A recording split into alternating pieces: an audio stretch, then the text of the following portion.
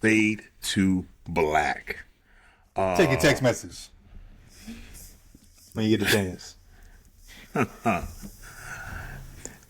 The next episode,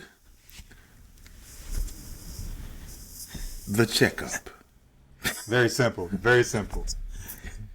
You know what? Kurt Taylor and John Donnelly wrote a lot of Different Strokes, Jefferson, Sanford, not Sanford and Son, but Sanford. That's I can. That was the one with Cal. I'm good with that one. I'm good on that. He also wrote on the Flip Wilson show, of course. Oh, really? Back in the day? And the new Bill Cosby show, which was the second Bill Cosby show after the first. Talking about, and they brought back Claire, and it was like... No, I'm talking about when he was a gym teacher before, like, you might have not been alive. I didn't know. I didn't know that one either. Directed by a favorite, Herb Kenowith. I gotta admit, I gotta say before we start this episode, just as excited as I was to watch Vita Bright, like I hadn't seen it 20,000 times, it was just the exact opposite for this one. This episode used to make me very uncomfortable when I was younger, bro, and it still makes me uncomfortable. It's not as much as watching the episode when they get the letter and find out James has died, but there were a lot of like, is it from James? There was a lot going on in that episode. James was just so angry, bruh, that it had me uncomfortable, bruh. Like, that's how angry James was through this episode, bruh. Like, when I was rewatching it, I was like, man, I feel the exact same way I did when I was 7, 8 years old watching this episode. That man is a thespian now. He is. And he brought it. Like a good episode of All in the Family, he brought the drama. He brought it. Comedy will be dramatic, then be funny. Then funny, then be dramatic. And he can turn it on and slam. He sure did. He turned it on, bro. What? That's why he's so respected. Yeah. He was the first black father on TV, and he was so respected because there was he had no equal, Brett. I just listened to episode of The Pivot with Nick Saban, and Ryan Clark had a text from Bill Belichick about Nick Saban. He said he had no peers. I said it about James Evans as a father, as an actor, as a father. No peers, bro. The closest into that type of father, Uncle Phil. Because Uncle Phil could yell. If somebody could yell. Yeah, Uncle Phil could yell. Uncle Phil could get angry. Like, when they got pulled over in their partner's car, when Carl and he went to the police station. Oh yeah. Oh, he was hot. Yeah. He was hot and he was mad, and he didn't have a 6th grade education. He had way more education. Way more education. So yeah. Again, this is The Checkup. We open with Thelma teaching JJ to dance, doing the freak off. That is what the name of. I was like, Thelma, I think you made that up yourself. I wasn't like I was going to anybody's parties or dancing at that time. I mean, when she said it, I was thinking about myself. I was like, man, is that really a dance? Is that really a dance? I mean, there was a dance called the Freak, but I was like, I don't deny that type of dancing was going on, but I do question if that is the name of the dance, or if there was a name to that dance. There was a dance called the Freak. I don't think that dance had a name. I think them was making that up on the set as she went along, and the fact that JJ wanted her to teach her to dance for next weekend, for like when I hear that on like any TV show, I want you to teach me like 3 days. Like, you want me to teach you I have innate rhythm. You're telling me you have no rhythm. You want me to teach you rhythm in 3 goddamn days. Do I look like a damn angel? Do I look like a magician? Do I look like Joe Pesci? Why do you look like a man? JJ insults her, and she says, "Forget you." And JJ yells at Thelma, and he apologizes and says, "I'm picking up the bad habits of Dad." So that's when we learn that James has been kind of warm, kind of hot, been angry, yelling around the house. Ain't that much space to the house, so there's a phone call. Thelma gets a phone call, and she got a job at Mickey D's. And let me tell you, Thelma gonna be one of them girls that used to say back in the day, if you find in that McDonald's uniform, you find.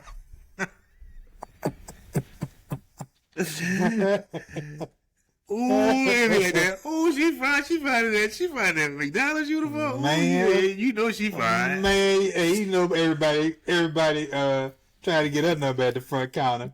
Man, and they are not having no work fries, bruh.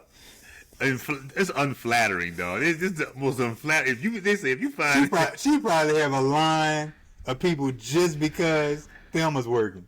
Hey, man, Thelma's working. Thelma's working. She's so happy. She happier than Calvin in them nights. She happy than Calvin by getting this job. I mean, we happy for it too, but you know it is what it is. Florida comes in and laughs at JJ dancing, and Thelma, she's mentioned how she sent Michael to the library to get some information. Thinks she knows what's wrong with Dad. And Florida is kind of defensive and says nothing is wrong with him. And she then proceeds to list things, and it's like, well, let me see that. She shows a curiosity or whatever. Then she says that she tells about, I'm gonna cook him a nice dinner that's gonna cheer him up. And it's the list of chitlin. That dinner, bruh. Greens, collard greens. You talking about hypertension, bruh? Chitlins. What else? And you know those greens gonna have some bacon in it. Actually, the fatback probably going in the bacon, and I mean in the collard greens. Man, we are not even in the age of putting smoked turkey necks in collard greens. That is all pig in that. That's just smoked turkey. What is it? Why would I put turkey in my greens? Them greens got pig in them. Believe that. You know that. Them greens got grease in them. Well, I'm sorry. I forgot. I wrote it down. Greens, cornbread, chitlins, and pork chops. Yeah. And pork chops. What Richard Pryor said? What Richard Pryor said when he got that heart attack? Pork. Pork. And you know those pork chops are going to be fried. No, they're going to be baked.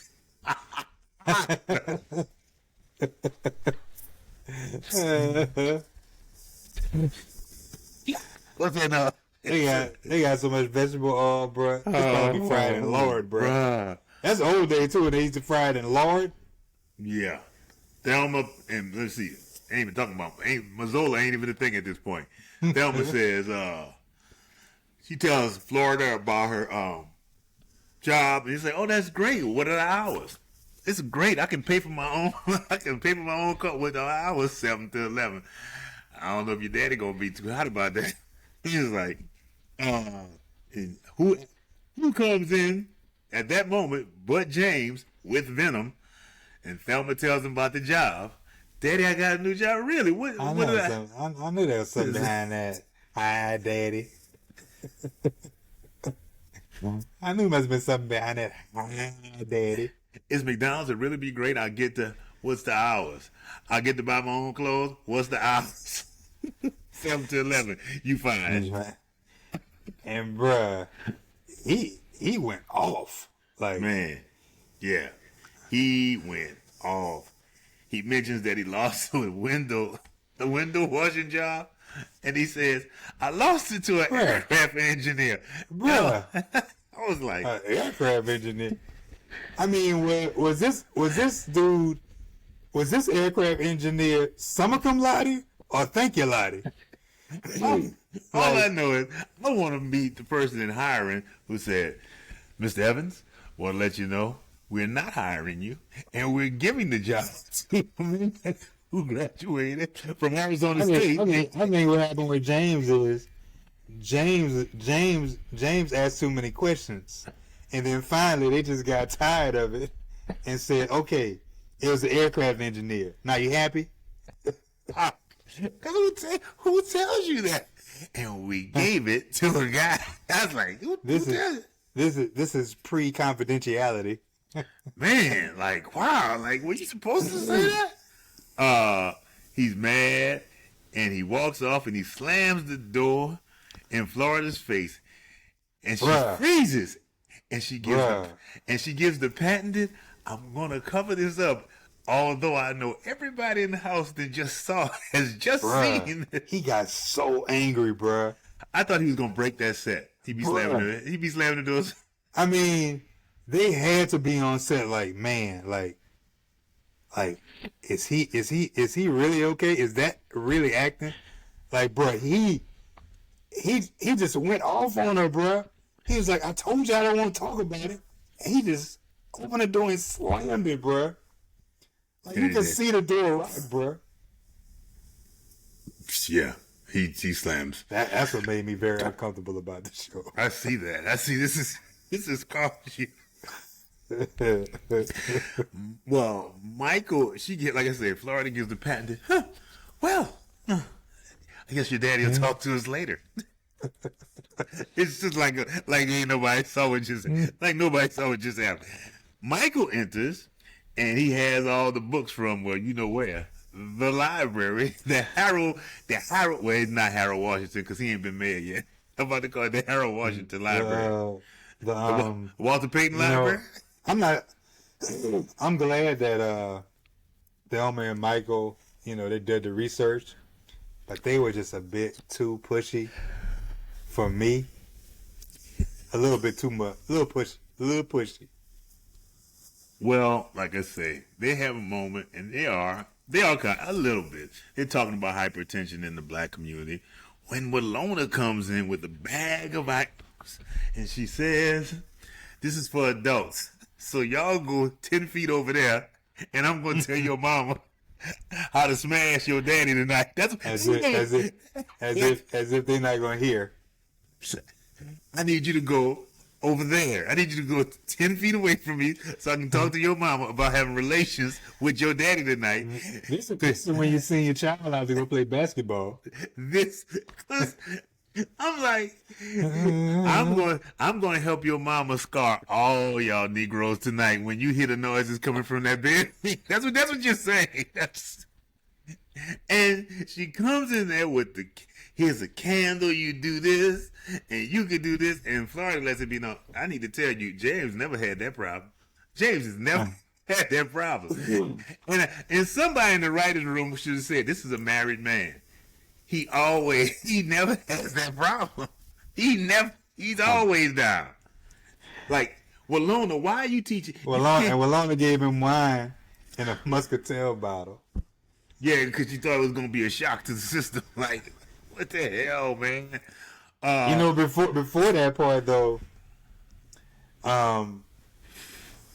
when Michael came in with the books, and they were discussing, and him and Thelma were discussing, there was one specific part, bruh, that I was like, is this really in that book? And she's reading this book, and it's like, it laid out the number one reason for high blood pressure is stress and frustration of ghetto life. Is that really in that book? Is that the book by Dr. Umar? It's written by her ex-boyfriend of two episodes ago. Who's now 24 years old. It's written by my ex-boyfriend.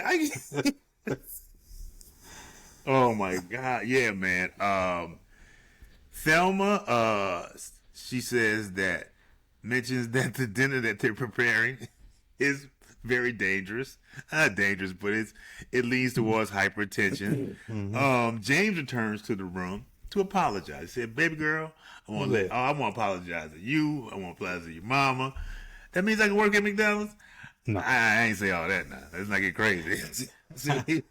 I apologize for how I said it. I apologize for what I said. Yeah, sure said that.